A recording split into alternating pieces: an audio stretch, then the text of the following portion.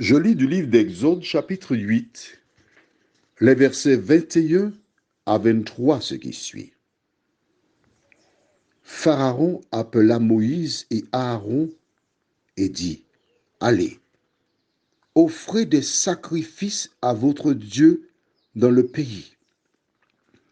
Moïse répondit, il n'est point convenable de faire ainsi, car nous offririons à l'Éternel, notre Dieu, des sacrifices qui sont en abomination aux Égyptiens.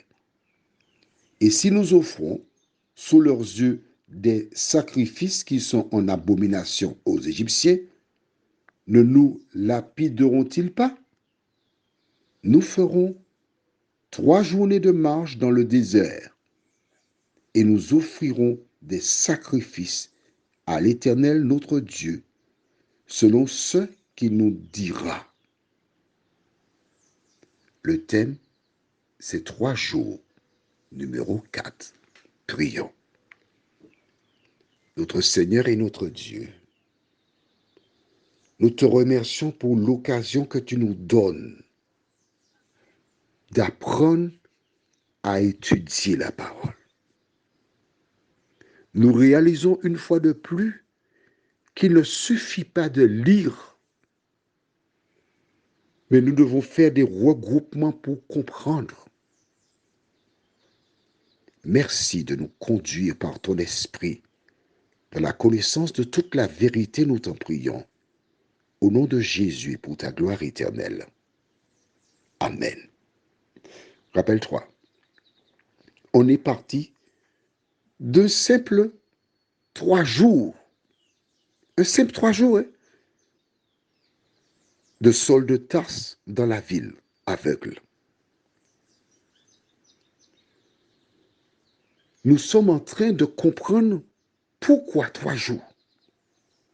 Et c'est ainsi que nous avons eu plusieurs expériences, à savoir la première, Joseph, qui était dans la prison avec les chansons et le panetier.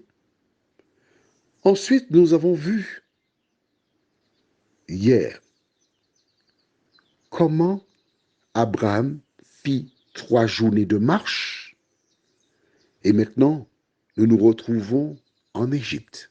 Nous faisons du tourisme. Hein? Tu vois ça, la Bible, c'est beau. Et attention, ce tourisme-là est intéressant parce qu'il n'y a pas de risque, il n'y a pas d'agression, il n'y a pas d'explosion, etc. Pharaon dit à Moïse, d'accord, j'ai compris, partez, allez offrir le sacrifice. Mais Moïse dit, il nous faut faire 3 jours de marche. Pourquoi, dit-il, il nous faut faire 3 jours de marche? Parce qu'il connaît l'histoire. Rappelle-toi, nous avons vu comment, lorsque Dieu demanda à Abraham d'offrir son fils en sacrifice, il se leva le lendemain et la Bible dit il fit 3 journées de marche. D'accord, ok, très bien. Je vais relire juste le verset 4 pour te remémorer, mais surtout pour celles et ceux qui découvrent seulement maintenant. Il est bon de reprendre pour que la chose demeure dans ton cerveau. Je vais lire à partir du verset 1er jusqu'au verset 4. Après ces choses, Dieu mit Abraham à l'épreuve et lui dit, Abraham, et il répondit, me voici. Dieu dit, prends ton fils, ton unique, celui que tu aimes, Isaac, va-t'en au pays de Morija, et là offre-le en holocauste sur l'une des montagnes que je te dirai. Abraham se leva de bon matin, sella son âne, et prit avec lui 2 serviteurs et son fils Isaac, et fendit du bois pour l'holocauste, et partit pour aller au lieu que Dieu lui avait dit.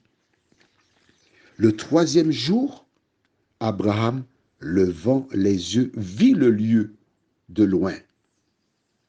D'accord? On s'arrête ici. Cette histoire-là, Abraham et Isaac l'ont racontée à Ésaü et à Jacob, qui à leur tour l'ont racontée à leurs enfants, notamment les 12 fils de Jacob, qui racontèrent l'histoire à leurs enfants, jusqu'à ce que l'histoire arrive aux oreilles de Moïse, qui sait que lorsqu'on doit offrir un sacrifice à l'Éternel, on doit faire 3 jours de marche.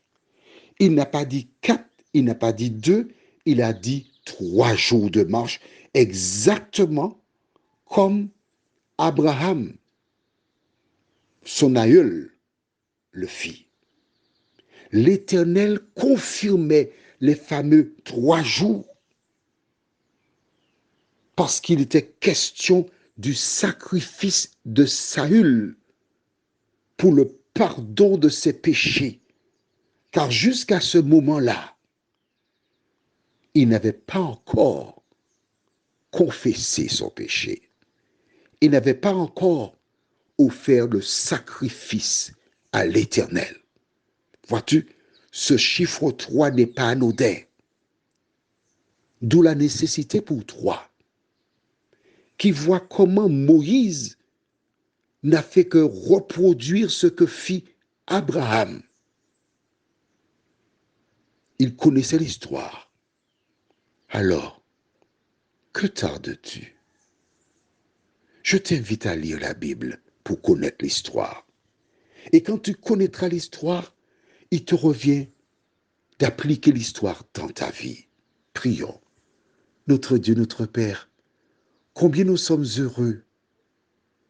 Nous sommes heureux, Seigneur, car nous découvrons au fur et à mesure la vérité. Nous savons que le chiffre 3 n'est pas anodin dans la parole.